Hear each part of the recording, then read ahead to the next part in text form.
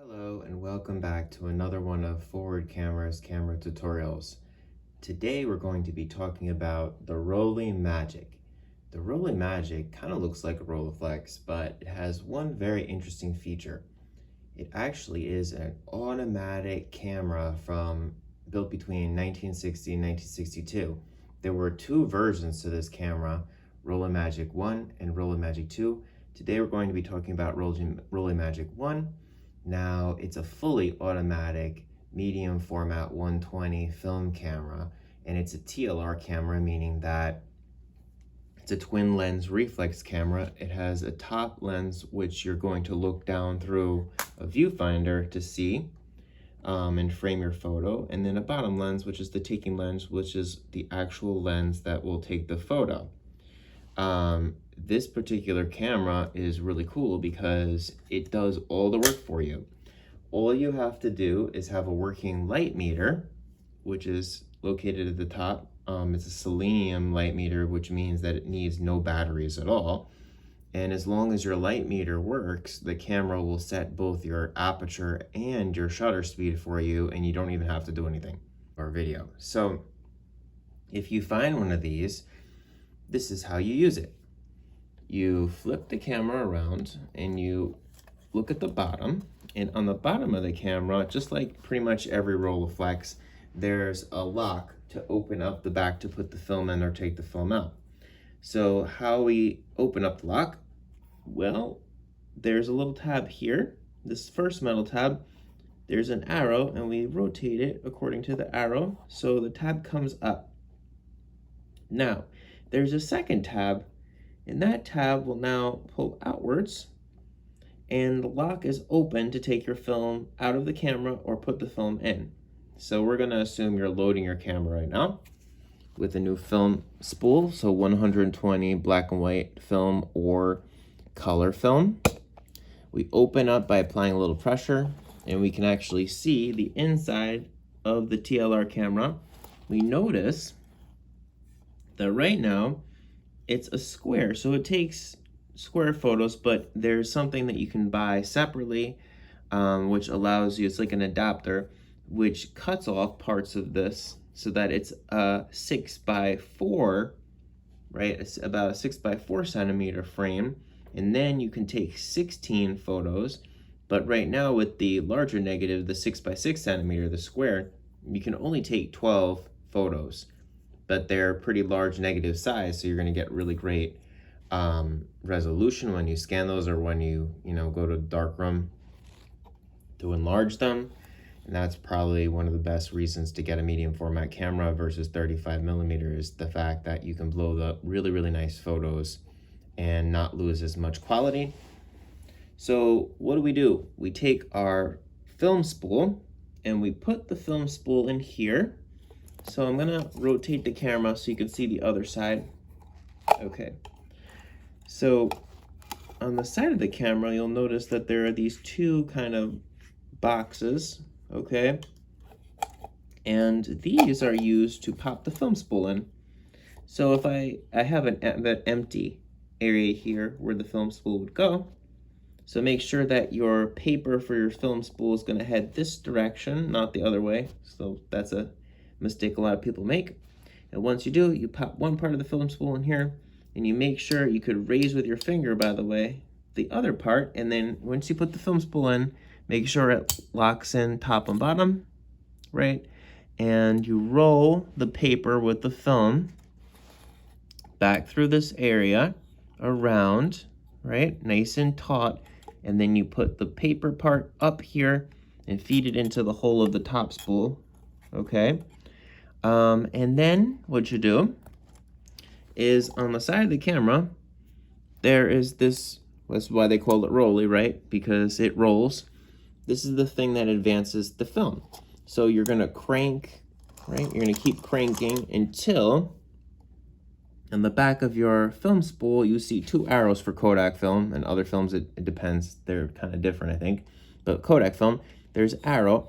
Make sure it aligns nice and neatly with the bottom of the square, and it's nice and taut, okay? So you close the camera back, and then we lock it but the opposite way. So we first start with this metal part. Okay, we push that down, and then we push this downwards, and it locks. Okay, we rotate our camera, and we'll notice that on the right side, right, if I'm looking this way, okay, on the right side of my camera, over here, this is what it tells you that there's going to be 12 photos. So you make sure it's 12 if you have a square. If you get the adapter, it'll be 16, right? And that's just for another time. But we're going to assume you're doing square. And then the top tells you what frame you're on. So right now it says 0. Okay, so that means I'm not at any frame. So I need to crank. I keep cranking until it stops. And now I can't even move this forward. One of the beautiful things about Rolleiflex, it's mostly pretty foolproof, and they're made like probably one of my favorite cameras that have ever been produced come from Rollei, because they're so well made and they're just such amazing cameras overall. German engineering, so good. So can't go any further. That means I'm on my first frame. See, I'm gonna move it closer. It says 1 there. Okay, so that's gonna be my first photo. I move it all the way back, and then I can't move it forward anymore. That means that I'm ready to take a photo. So I push this down to get it out of the way. That's what I like to do. That's up to you. Okay, now I'm ready to take my photo, but I want to make sure a couple of things. Number one, okay, this bottom says A. That means that the camera is set to automatic. So what is it gonna do? Okay, it has a light meter on the top. Okay, so this part over here will take the light in. It has basically like a very primitive, like mechanical / electrical computer, and it checks the light reading, and then it automatically will set your shutter speed and your aperture up. Okay, there's going to be kind of like a little gauge. All right, so when you shine light in here, the selenium, right, you're going to see a little gauge pop up and down. Okay, now for it to be proper, for your photo to be properly exposed, that needle needs to be right between the two red lines. It needs to be in the middle somewhere. You need to make sure that your film speed, and then for those of you who don't know what that is, right, it will be written on your film. So, and that's a discussion for a whole other time if you don't understand that, but basically most films like 400, 100, 800, something like that, film speed. And it depends upon what you're going to be using it for, but I usually use like Tri-X 400 or like something like that. So I'm gonna set my film speed to 400, but let's just say I'm doing 800 film speed and I want a faster film. I push down, okay? I push and I hold, and then I rotate to the new film speed until the little arrow points to the right film speed. And if that's not set properly, then you're not gonna get the right exposure. So make sure you set your film speed before you do anything. And it just kind of locks in place and it will take a reading. Once you see that arrow in between the two red lines, that's when the camera is gonna do its magic. So this is kind of cool. So now you're like, well, how do I take a photo? So I'm gonna move it out here so you can see it better. Okay, so this is the viewfinder. You just simply take your fingers in, pop it open, okay? And in the inside, I'm gonna just kind of show you, there's a ground glass kind of thing, and basically that's where you're going to frame your photo. Okay, you're gonna move the camera back and forth, and you're also going to focus. So let me show you.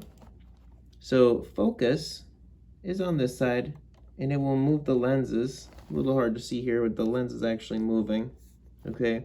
And you can actually see, right now it's focused to infinity, but it will change the number of feet, right? 3.5 feet is, you're not gonna do any macro with this unless you get some sort of adapter lens that can pop in here, right? Which they do exist, I think. I'm not sure about macro, but they're different telephoto, different sorts of things. You could pop in here, filters, whatever.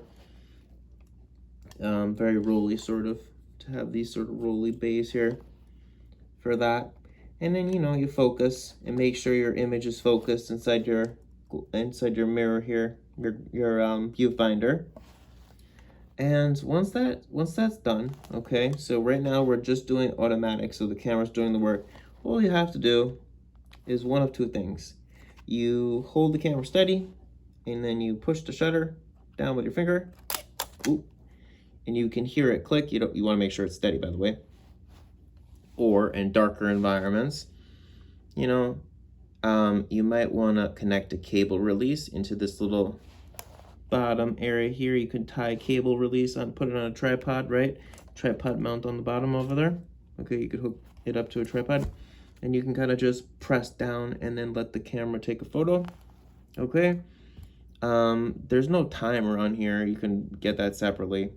You can purchase those sorts of things separately and then kind of plug it in the side. I've had one.